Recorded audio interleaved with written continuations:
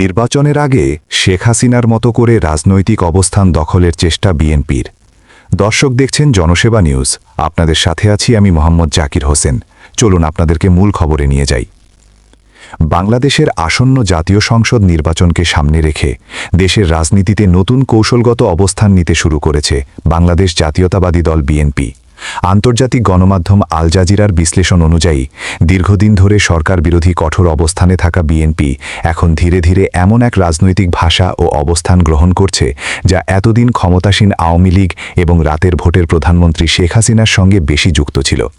বিশেষ করে উদারতা, সহনশীলতা ও আন্তর্জাতিক গ্রহণযোগ্যতার প্রশ্নে রাজনৈতিক বাস্তবতা ও কৌশলগত পরিবর্তন। গত কয়েক বছরে বিএনপি রাজনৈতিকভাবে নানা চ্যালেঞ্জের মুখোমুখি হয়েছে। দলটির অনেক শীর্ষ নেতা কারাবন্দী ছিলেন, রাজনৈতিক কর্মকাণ্ড সীমিত ছিল, এমনকি সাবেক প্রধানমন্ত্রী বেগম খালেদা জিয়ার বাড়ির সামনে থেকে একটি বালুর ট্রাক পর্যন্ত তারা সরাতে পারেনি তখন। এবং বিএনপির কোনো একজন ছোট নেতা থেকে শুরু করে শীর্ষ নেতা পর্যন্ত কোনো একজন নেতা মিছিল মিটিং তো দূরের কথা, নিজের বাড়িতে পর্যন্ত বসবাস করতে পারেনি তারা। প্রতি রাতে বিভিন্ন আত্মীয়দের বাসায় গিয়ে গিয়ে রাত কাটাতে হয়েছে। এমনকি বিএনপির কোনো একজন নেতা থাকত বিদেশে, কিন্তু তার নামে বিভিন্ন সন্দেহজনক মামলা হতো ঢাকায়। এবং আন্তর্জাতিক অঙ্গনেও দলটির কণ্ঠস্বর তুলনামূলকভাবে দুর্বল হয়ে পড়েছিল। অথচ সেই জাতীয়তাবাদী দল বিএনপি এখন সেই আওয়ামী লীগের মতোই কৌশলগত অবস্থান গ্রহণ করার চেষ্টা করছেন। এই প্রেক্ষাপটে নির্বাচনের আগে বিএনপি নতুন করে নিজেদের অবস্থান পুনর্গঠনের চেষ্টা করছে সেই আওয়ামী লীগের মতো করে। এমনকি নিষিদ্ধ ঘোষিত আওয়ামী লীগের অনেক নেতানেত্রীকেও বিএনপি থেকে নমিনেশন দেওয়ার প্রমাণ মিলেছে। শুধু প্রমাণ মিলেছে এমন নয়, বাংলাদেশের বিভিন্ন জেলা থেকে নিষিদ্ধ ঘোষিত আওয়ামী লীগকে পুনর্বাসন করে তাদেরকে বিএনপি থেকে নমিনেশন দেয়া হচ্ছে। আমরা আরও একটা প্রমাণস্বরূপ যদি আপনাদেরকে দেখাতে চাই, তাহলে দেখবেন বিএনপির মহাসচিব মির্জা ফখরুল ইসলাম আলমগীর বক্তব্যের মধ্যে বলেছেন যে কোনো আওয়ামী লীগ যদি বিএনপিতে যোগদান করেন তাহলে তাদেরকে হয়রানি করা হবে না। এবং বিএনপির এমন বক্তব্য আরও অনেক নেতারাই দিয়েছেন, যেমন ধানের শীষ জিতলে নৌকা জিতবে। এমনকি এমন বক্তব্যও শোনা গেছে যে স্লোগান দিতে দিতে বিএনপির মিছিল মিটিং থেকে জয় বাংলা জয় বঙ্গবন্ধুর স্লোগানও শোনা গেছে একাধিক সমাবেশে। বিশ্লেষকদের মতে বিএনপি বুঝতে পেরেছে যে কেবল সরকার বিরোধী আন্দোলন বা কঠোর ভাষা ব্যবহার করে আন্তর্জাতিক সমর্থন কিংবা মধ্যপন্থী ভোটারদের আস্থা অর্জন করা কঠিন। ফলে দলটি এখন গণতন্ত্র, মানবাধিকার, মত প্রকাশের স্বাধীনতা এবং শান্তিপূর্ণ রাজনৈতিক প্রক্রিয়ার উপর জোর দিচ্ছে, যে বিষয়গুলো এতদিন শেখ হাসিনার নেতৃত্বাধীন সরকার আন্তর্জাতিক অঙ্গনে তুলে ধরতে চেষ্টা করেছে। আল জাজিরার বিশ্লেষণে বলা হয়েছে বিএনপি এখন তাদের বক্তব্যে এমন কিছু শব্দ ও ধারণা ব্যবহার করছে যা পশ্চিমা দেশ ও আন্তর্জাতিক পর্যবেক্ষকদের কাছে গ্রহণযোগ্য।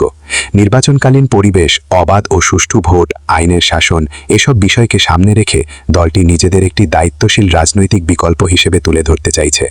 রাজনৈতিক পর্যবেক্ষকদের মতে এটি মূলত আন্তর্জাতিক চাপ ও নজরদারির বিষয়টি মাথায় রেখেই নেওয়া একটি কৌশল। কারণ বাংলাদেশ নির্বাচনকে ঘিরে যুক্তরাষ্ট্র, ইউরোপীয় ইউনিয়ন সহ বিভিন্ন আন্তর্জাতিক শক্তি অবাধ ও অংশগ্রহণমূলক নির্বাচনের ওপর গুরুত্ব দিচ্ছে। রাতের ভোটের প্রধানমন্ত্রী শেখ হাসিনার রাজনৈতিক উত্তরাধিকার ও প্রতিযোগিতা। শেখ হাসিনা দীর্ঘদিন ধরে নিজেকে একটি মধ্যপন্থী ও বাস্তববাদী নেতা হিসেবে আন্তর্জাতিক অঙ্গনে উপস্থাপন করে আসছিলেন, কিন্তু তার ভেতরে লুকিয়েছিল অগ্রহণযোগ্য ও দুষ্টু প্রকৃতির রাজনীতি। বিশেষ করে অর্থনৈতিক উন্নয়নের নামে বিশ্বের বিভিন্ন দেশে অর্থ পাচার এবং অর্থ দুর্নীতি, এবং দেশের আইনশৃঙ্খলা বাহিনীর ভেতর দুর্নীতি, যেমন আইনশৃঙ্খলা বাহিনীর মাধ্যমে দেশের বিভিন্ন ইসলামপন্থী নেতাদের ধরপাকড়, বিশেষ করে জামায়াতে ইসলামের নেতাদেরকে ধরপাকড় এবং বিভিন্ন ধরনের হয়রানিমূলক মামলা দিয়ে ঝুলিয়ে রাখা, এবং জামায়াতে ইসলামের নেতাদের বিচারের নামে প্রহসনমূলক ফাঁসি দেয়া, এবং দেশের আদালত প্রাঙ্গণে দুর্নীতি এবং বিচারের নামে প্রহসন, এবং বিরোধী দলের নেতাকর্মীদেরকে ধরপাকড় এবং বিরোধী দলের নেতাকর্মীদেরকে হেনস্থা করার এক দুষ্টু রাজনীতি। বিএনপি এখন সেই একই রাজনৈতিক মাঠে নিজেদের অবস্থান তৈরি করতে চাইছে বলে মনে করছেন বিশ্লেষকরা। অর্থাৎ দলটি বোঝাতে চাইছে তারাও ক্ষমতায় গেলে আন্তর্জাতিক সম্পর্ক, অর্থনৈতিক স্থিতিশীলতা এবং গণতান্ত্রিক কাঠামো বজায় রাখতে সক্ষম। নির্বাচনী রাজনীতিতে প্রভাব। এই কৌশলগত পরিবর্তন বিএনপির জন্য কতটা কার্যকর হবে তা অনেকটাই নির্ভর করবে মাঠের রাজনীতি এবং ভোটারদের আস্থা এবং নির্বাচনের পরিবেশের ওপর। তবে এটুকু পরিষ্কার যে দলটি আগের তুলনায় এখন অনেক বেশি হিসেবি ও কৌশলগত পথে হাঁটছে। বিশ্লেষকদের মতে বাংলাদেশের রাজনীতিতে এটি একটি গুরুত্বপূর্ণ পরিবর্তনের ইঙ্গিত দেয়, যেখানে বিরোধী দল শুধু প্রতিবাদ নয় বরং বিকল্প শাসন ব্যবস্থার বার্তাও দিতে চাইছে। সব মিলিয়ে বলা যায় নির্বাচনের আগে বিএনপি নিজেদের নতুন করে উপস্থাপনের চেষ্টা করছে, যেখানে তারা শেখ হাসিনার দীর্ঘদিনের উদার ও আন্তর্জাতিকভাবে গ্রহণযোগ্য রাজনৈতিক অবস্থানের সঙ্গে প্রতিযোগিতায় নামতে চায়। এই কৌশল শেষ পর্যন্ত কতটা সফল হবে তা নির্ধারণ করবে ভোটের মাঠ এবং জনগণের রায়। আজ এখানেই শেষ করছি দর্শক। দেখছিলেন জনসেবা নিউজ। আপনাদের সাথে ছিলাম আমি মোহাম্মদ জাকির হোসেন। চ্যানেলটি ভালো লাগলে অবশ্যই সাবস্ক্রাইব অথবা ফলো করতে ভুলবেন না, আর লাইক কমেন্ট শেয়ার করে ভিডিওটি ছড়িয়ে দেবেন চারিদিকে।